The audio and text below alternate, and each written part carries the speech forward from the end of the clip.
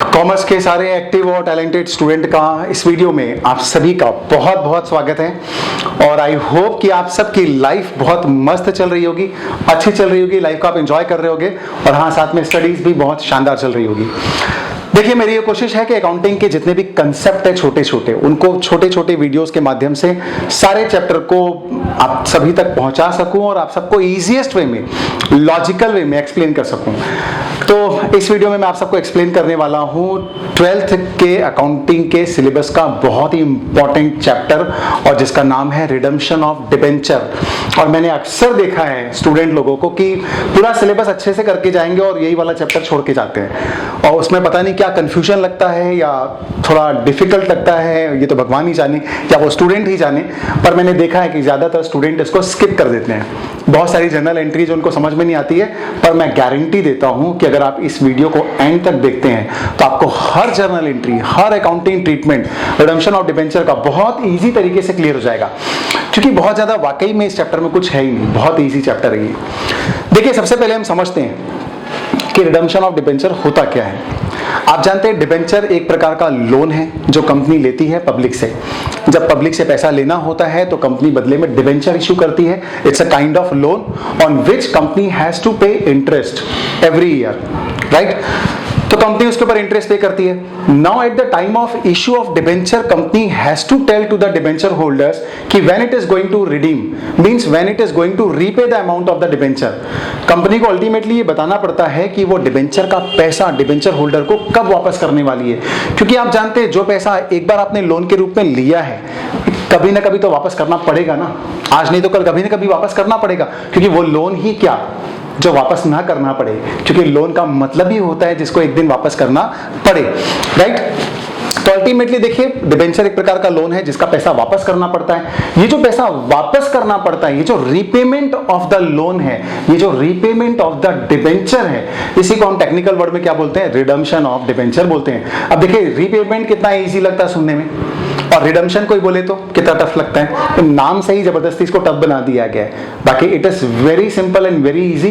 This is nothing but just a repayment of the debenture. तो हम लोग debenture को रीपे करते हैं, और डिबेंचर को रीपे करने के लिए हम लोग जर्नल एंट्री पास करते हैं। लेकिन उसके पहले दो चार बातें जो लीगल रिक्वायरमेंट है, लीगल फॉर्मेलिटीज हैं, रूल्स एंड रेगुलेशन है, सेबी की गाइडलाइंस है, वो हमको समझना जरूरी है। अच्छा देखिए, अगर हम समझें कि डिबेंचर को रिडीम करना हो तो कितने अलग अलग सिचुएशंस हो सकते हैं, तो चार प्रकार की सिचुएशन हो सकती है। सिचुएशन नंबर 1 कि हम लमसम पूरा का पूरा पैसा एक साथ ही दे दें at the end of a given period, at the end of a fix period.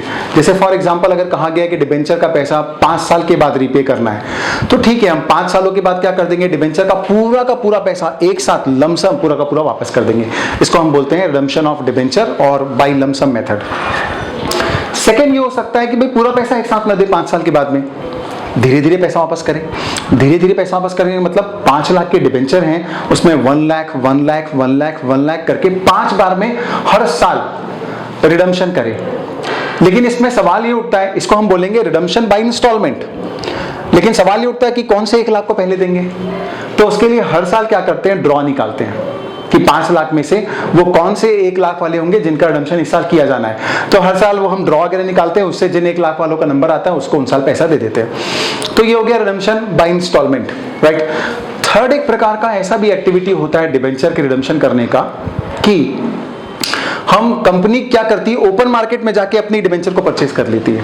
क्योंकि ओपन मार्केट में आप जानते हैं सारी शेयर्स का, डिबेंचर का, सिक्योरिटीज का परचेज और सेल चलता रहता है। तो हम ओपन मार्केट में जाते हैं, अपने ही डिबेंचर अगर हमको लगे कभी किसी भी वजह से सस्ते में मिल रहे हो, तो हम क्या करते हैं, उन डिबेंचर्स को जाकर के परचेज कर लेते हैं, राइट। तो उसको हम क्या बोलते हैं, purchase of own debenture in the open market.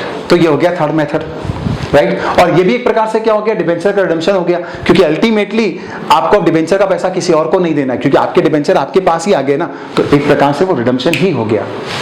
Alright, चलिए अब आते हैं फोर्थ पर। फोर्थ होता है conversion of debenture into the shares.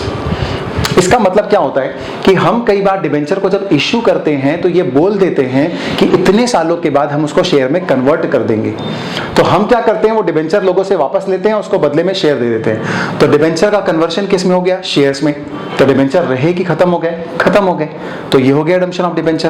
क्योंकि याद रखिएगा, दुश्मन को खत्म करने के दो तरीके होते हैं। पहला तरीका, दुश्मन को खत्म ही कर दो, और दूसरा, दुश्मन को दोस्त बना लो। तो दुश्मन को अगर आपने दोस्त भी बना लिया तो अल्टीमेटली दुश्मन तो खत्म हो गया। तो दुश्मन को खत्म करने के दो तरीके होते हैं। एग्जैक्टली डिबेंचर को भी पे करने के दो तरीके होते हैं, या तो पे कर दो या उसको शेयर्स में कन्वर्ट कर लो। अगर आपने शेयर्स में कन्वर्ट कर लिया तो डिबेंचर तो खत्म हो गया ना। ऑलराइट, तो ये थे 4 प्रकार के अलग अलग सिचुएशन जैसे हम डिबेंचर का रिडम्पशन कर सकते हैं। अब देखिए, as far as the legal formality and the SEBI guidelines are concern, तो हम डिबेंचर के रिडम्पशन को 3 कैटेगरी में बांट सकते हैं। राइट, 3 कैटेगरी में। फर्स्ट कैटेगरी होता है कि आप डिबेंचर को जब रिडीम करोगे तो बदले में, राइट, बदले में क्या करना पड़ेगा आपको? नए शेयर या नए डिबेंचर इशू करने पड़ेंगे। तो इसको हम बोलते हैं redemption of debenture by issue of new shares और by issue of new debenture. तो ये हो गया फर्स्ट कैटेगरी।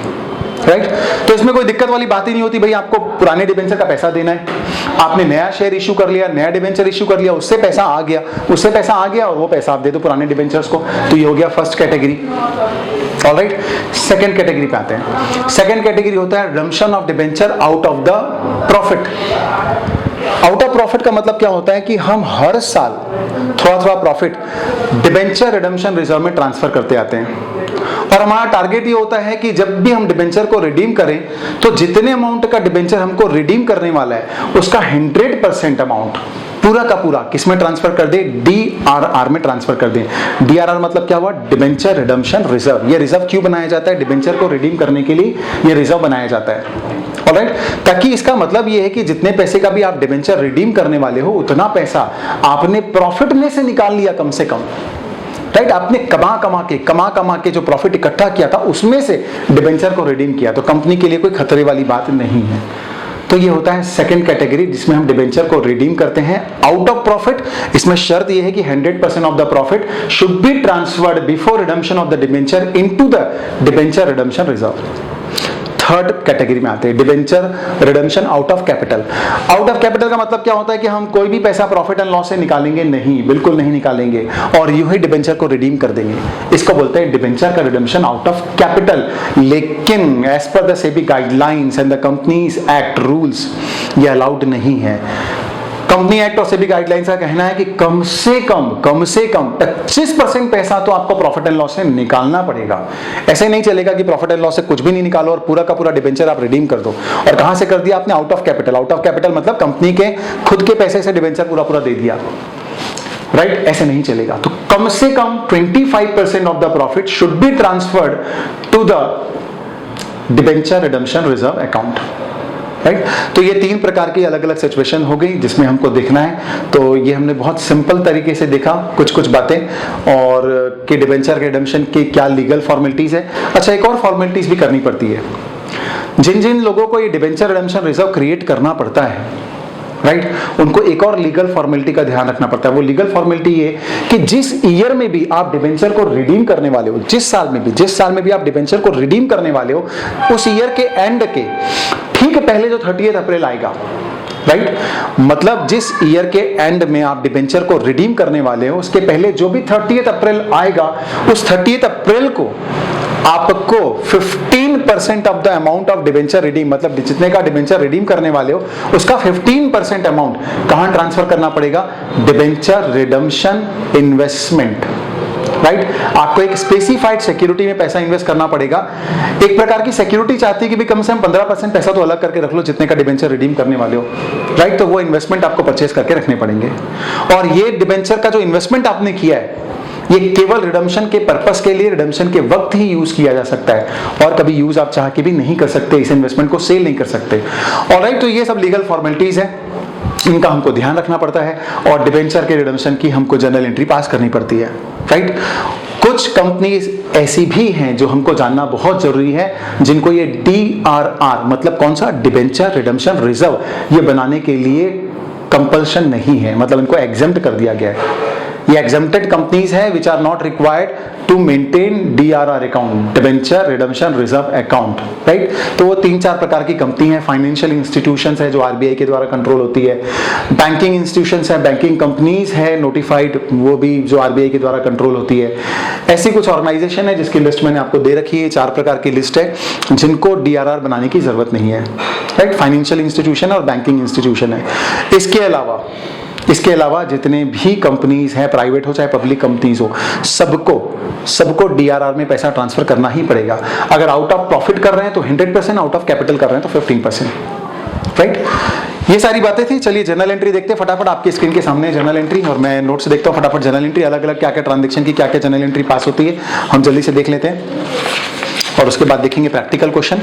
तो जर्नल एंट्री में पहले आप देखिए, सबसे पहले जब भी आप प्रॉफिट एंड लॉस अकाउंट से पैसे ट्रांसफर करेंगे, कहां ट्रांसफर करेंगे प्रॉफिट एंड लॉस अकाउंट से पैसे? आप DRR में, DRR मतलब डिबेंचर रिडम्पशन रिजर्व में। जब भी आप पैसे ट्रांसफर करेंगे तो क्या एंट्री पास करेंगे? आप एंट्री पास करेंगे statement of profit and loss account debit to debenture redemption reserve. क्यों? क्योंकि प्रॉफिट एंड लॉस अकाउंट हो जाएगा डेबिट, तो statement of profit and loss account हो जाएगा डेबिट, और टू हमको ट्रांसफर कहां करना है? डिबेंचर रिडम्पशन रिजर्व में ट्रांसफर करना है। तो ये एंट्री हो जाएगी प्रॉफिट को वहां से ट्रांसफर करने की। सेकेंड एंट्री, जब भी हम इन्वेस्टमेंट करेंगे, वो जो 15% मिनिमम इन्वेस्टमेंट करना पड़ता है हमको, जिस साल भी रिडीम करने वाले हो, जितना रिडीम करने वाले हो उसका 15%, तो उसकी जनरल एंट्री क्या बनेगी? हम इन्वेस्टमेंट को परचेज कर रहे हैं तो डिबेंचर रिडम्पशन इन्वेस्टमेंट अकाउंट हो जाएगा डेबिट, पैसा हमारे पास से जा रहा है तो बैंक अकाउंट हो जाएगा क्रेडिट। तो ये सिंपल जनरल एंट्री बन जाएगी। इन्वेस्टमेंट आ रहा है तो डेबिट, पैसा जा रहा है तो बैंक क्रेडिट। अब जब रिडम्पशन करेंगे तो ये इन्वेस्टमेंट को बेचेंगे भाई, तभी तो पैसा आएगा। ये इन्वेस्टमेंट को बेच देंगे तो पैसा आएगा, बैंक अकाउंट डेबिट हो जाएगा। और टू डिबेंचर रिडम्पशन इन्वेस्टमेंट, वो हमारे पास से जा रहा है, ये एंट्री होगी।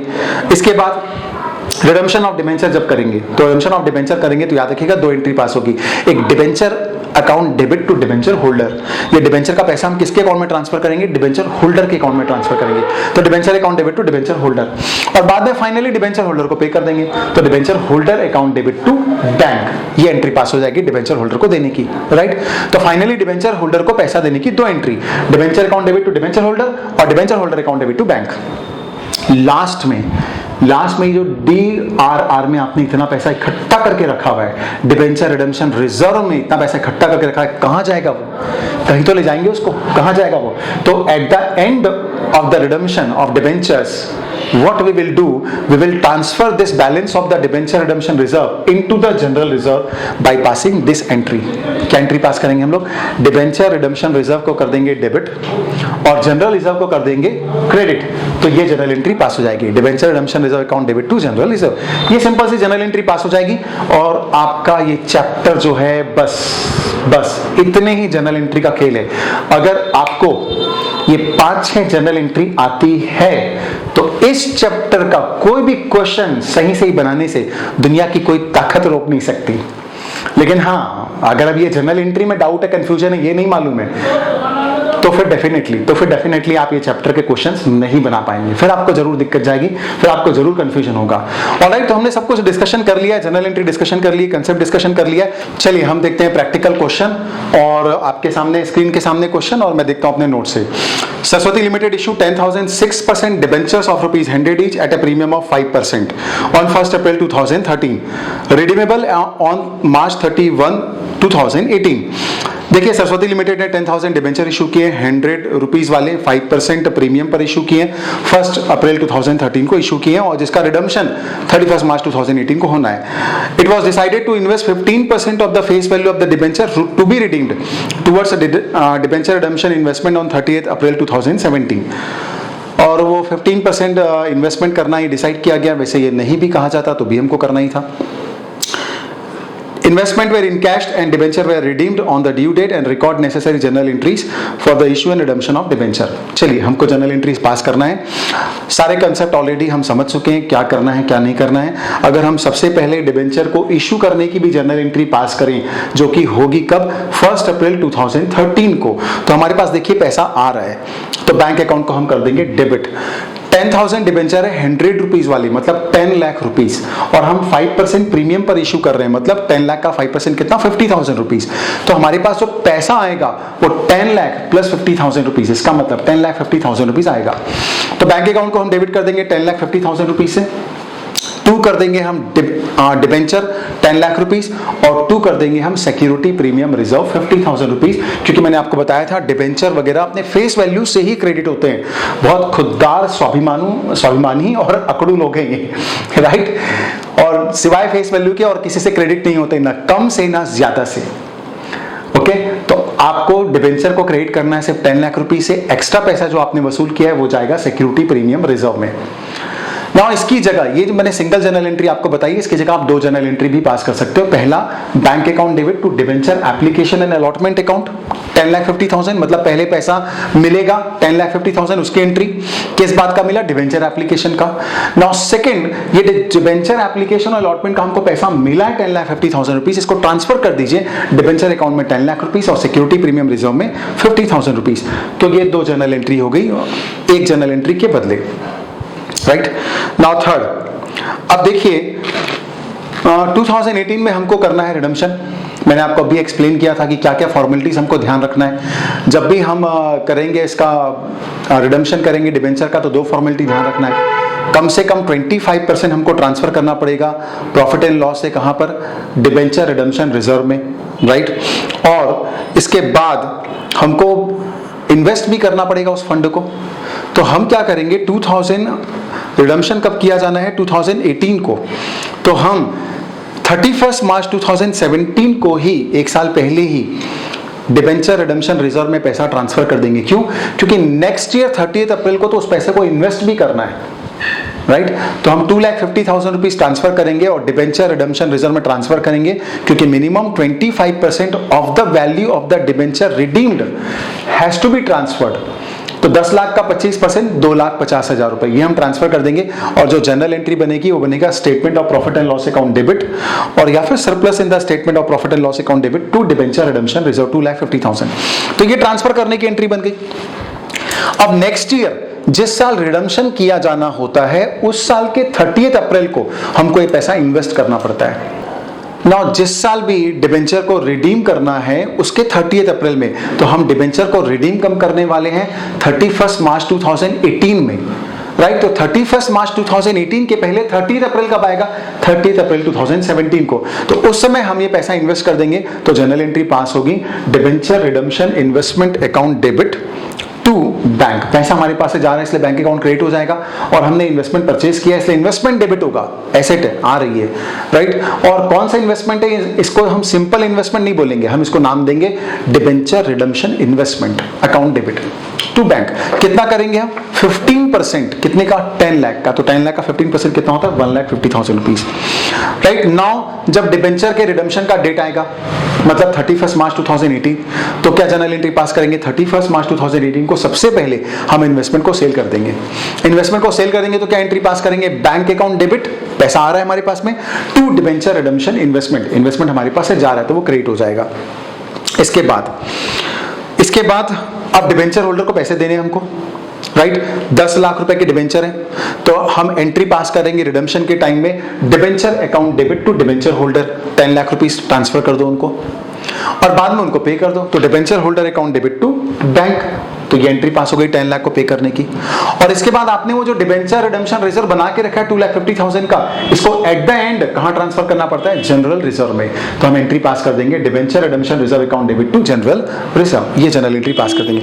तो आपने देखा ये बहुत ही सिंपल सा क्वेश्चन था, इसको हमने लिया ताकि मैं आपको पूरे बेसिक्स एकदम समझा सकूं।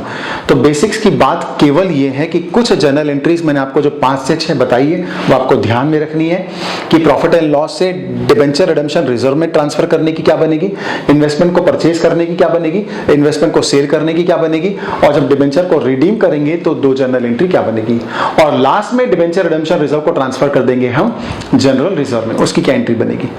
तो ये 5 एंट्रीज आपको मालूम होना चाहिए। और बाकी तो डिबेंचर के इशू की जनरल एंट्री हम ऑलरेडी इशू में समझ चुके हैं।